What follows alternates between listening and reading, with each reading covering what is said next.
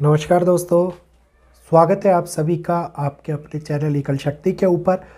मैं हिमांशु शर्मा आज आप लोगों के पास में आगे कुछ आने वाले भविष्य के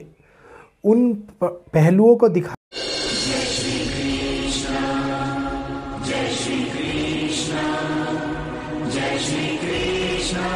के लिए वैदिक एस्ट्रोलॉजी के माध्यम से आया हूँ, जिसमें ग्रहों की चाल के अनुसार हमारे परिवार पर, साथ ही साथ समाज और देश और दुनिया पर क्या क्या प्रभाव होता हुआ नज़र आता है, इसके बारे में विस्तृत रूप से बात करते हुए नजर आएंगे। अब वो समय आ गया है जिसमें राहु प्रबल कारक बन रहे हैं विश्व के अंदर फैलने वाली अशांति का। राहु के कारण उत्पन्न होने वाली ऐसी नेगेटिव ऊर्जा जिसमें नेपच्यून भी प्रभावी हो रहे हैं, ये दोनों ही ग्रह उन स्थितियों को विपरीत आयामों पर लेकर के जाएंगे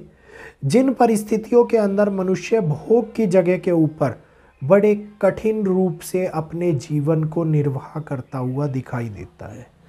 तो एक के बाद एक घटित होने वाली घटनाएं,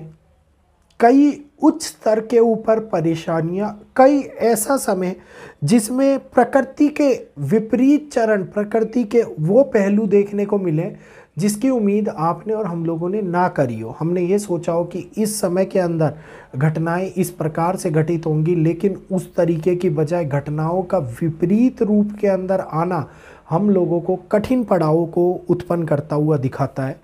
अभी थोड़े समय पहले 27 सितंबर को सूर्य ने हस्त नक्षत्र के अंदर प्रवेश किया था, और ये वो समय था जिसमें स्टार्टिंग हुई थी उन पहलुओं की जिसमें सूर्य और केतु का प्रभाव बढ़ना दुनिया के ऊपर दिखाई दिया, जिसका नतीजा थे एक महान व्यक्ति जो हमारे बीच से चले गए। इसके बाद में 9 ग्रहों के राजा सूर्य ने अपना राशि परिवर्तन किया, जो कि बहुत बड़ा कुछ करने की अवस्था को हमारे सामने लेकर के आया। और ये परिवर्तन जो आगे आने वाले टाइम में हम लोगों को ये दिखा रहा है कि जिस प्रकार से कन्या राशि के अंदर सूर्य और केतु का एक साथ होना उस प्राकृतिक चरण के आने वाले तृतीय पड़ाव को हमारे सामने उत्पन्न कर रहा है, जिसके अंदर घटनाएं 11-12 तारीख तक जो घटित हुई हैं वो आगे आने वाले टाइम 17, 18 और 19 को एक बार फिर से हमारे सामने आती हुई नजर आएंगी। और 19 के बाद में 20 तारीख को मंगल अपना प्रभाव बढ़ाना शुरू करेंगे, जिसमें बहुत बड़ी शुरुआत दुनिया के अंदर एक नए बदलाव को हमारे सामने लाती हुई दिखाई देगी। अब सूर्य का चरण एक ऐसे परिस्थितिक बदलाव को दिखा रहा है जिसमें होने वाली शुरुआत हमारे सामने विश्व के अंदर होने वाली अशांति को, विश्व में फैलने वाली उस ऊर्जा की कमी को, जिस प्रकार से सूर्य एक समांतर रूप के अंदर सभी लोगों को ऊर्जा प्रदान करता है। वो ना तो ये देखता है ये अमीर है, ना वो ये देखता है ये गरीब है,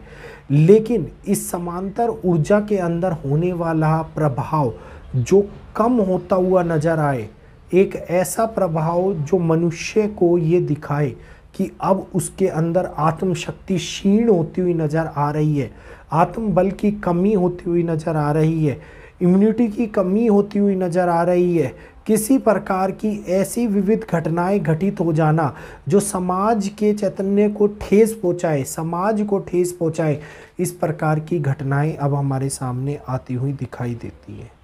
और इस समय के अंदर सबसे बड़ा खेल जो सत्ता के अंदर होता हुआ नज़र आता है, जिसमें सत्ता के अंदर रहने वाले लोगों के लिए चिंताओं का बढ़ना, सत्ताधिकारियों के ऐसे राजों का बाहर निकल के आना जो शायद उनके लिए या जनता के लिए हितकारी ना हो, कई ऐसे संकट में उत्पन्न फंस जाना जिसके अंदर कोई भी व्यक्ति फंसने का नहीं चाहेगा।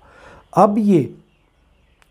एक ऐसी चिंता, एक ऐसा समय जो रिलेशनशिप्स को, सत्ता के अंदर होने वाले गठबंधन को, सत्ता के अंदर एक दूसरे के साथ में विचारधारा को पूर्ण रूप से बदलता हुआ नजर आता है। जिस भी प्रकार की सरकारें हमारे सामने उत्पन्न हुई हैं, जो ये बनी है सरकारें, इन सरकारों के लिए सबसे कठिन पड़ाव का उत्पन्न होना,